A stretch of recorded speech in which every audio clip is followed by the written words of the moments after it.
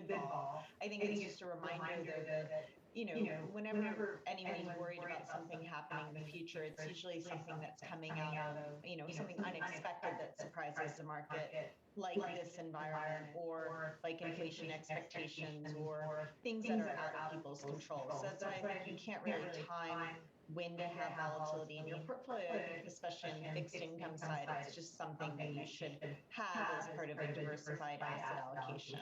But do you get a little bit nervous when you get these big types of rallies, but a VIX still maybe with a 30 handle? What is that signaling to you? Well, this is uncharted territory, right? We've had years of quantitative easing, and right now the Fed is tapering, but they're still, right today, still buying bonds. We haven't really experienced, the injection stopping, let alone potentially balance sheet reduction or rolling off. So I think it's really time for investors to be prepared for more volatility, especially in the bond markets, because we've never had this before. Yeah, and right now you're looking at a market that appears to be trying to reprice that in. Nancy, sit tight for 1 second. We're in conversation with Nancy Davis, founder and CIO over at Quadratic Capital Management, as we count you down to these closing bells. We're looking at the equity markets, but just a quick check here on those bond markets. 18 basis points right now on the 2-year, 17 on the 5, 16 on the 2, on the 10. 152 on the 2-year. You're fully repricing Caroline, sort of what we erased in the last few days. Whiplash, rate of change kind of day once again, but how long will it last? We take you to the closing bell 15 minutes ago. This is Bloomberg.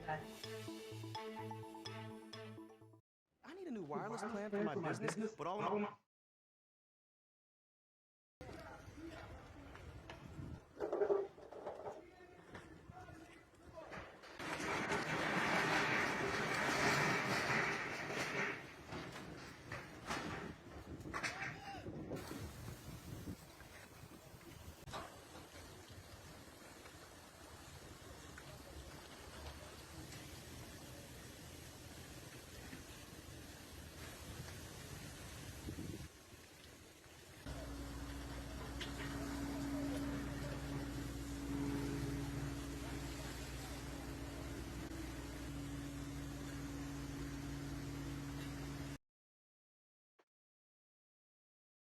Day 5 of this war, when they were shelling many Ukrainian cities, Kharkiv, Kiev,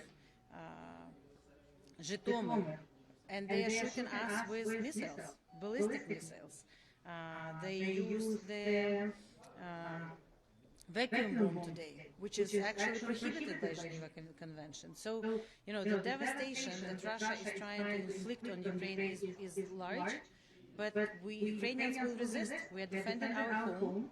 We do not have any other option. We will not get tired. We will not stop. We will not surrender. We will continue defending our home. And it's not only our very motivated and capable military, not only our armed forces, but everyone. Police, National Guard, territorial defense, all Ukrainian. We work actively with the administration, the president, and also with Congress on getting more weapons.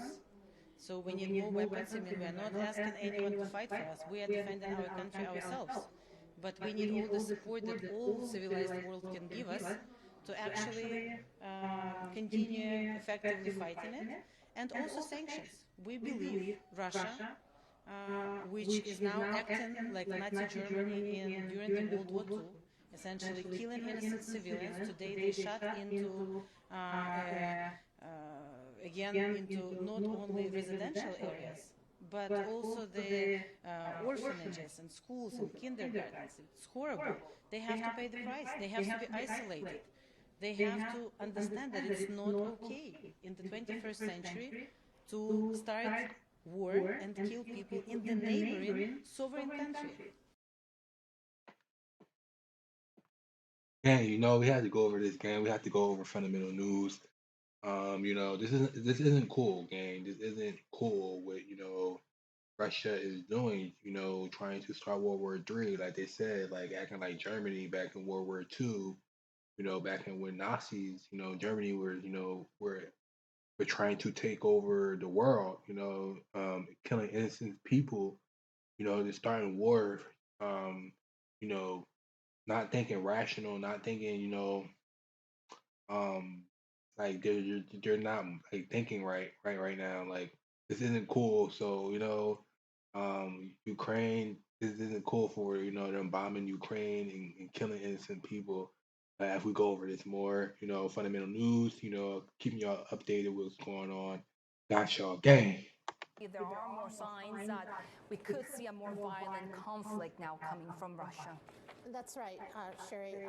Military analysts in the West are saying that it looks like Russia is shifting strategy, that initially they were going into places that they thought would not be too well defended in terms of very targeted strikes, but when the resistance was stronger than they had anticipated, they've kind of took a pause and now are starting a new phase, which is expected to be a much more deadly phase, where they will be targeting areas and using different kinds of more indiscriminate tactics, including the residential areas.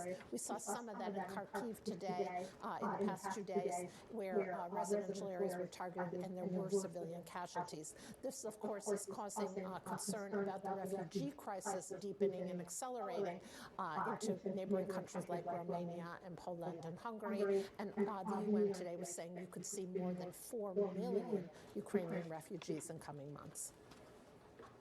Jody, we heard from the Ukrainian President Zelensky giving that address to the European Commission, urging it to allow his country into the bloc. Take a listen.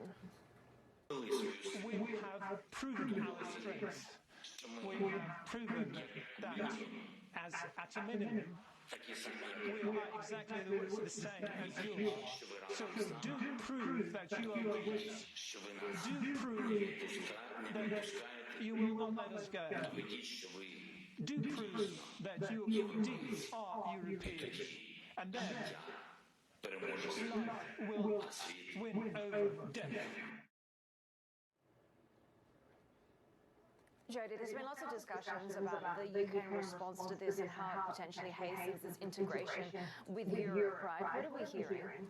Yeah, so Heidi, the European Union ambassadors, as they've called to the European Commission, have basically said that they will accept that application, if you will, from Ukraine to become a member of the 26-country bloc. However, it's a very long process. It could usually, typically take more than a decade, but they've said that they will go ahead and start that process largely symbolically at this point by saying that they will start.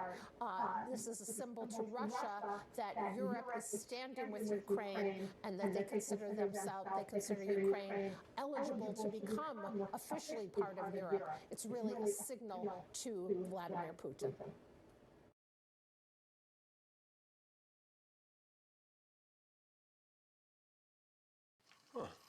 So, gang, we have to go over this. Have to go over fundamental news. Just updating y'all what's going on with,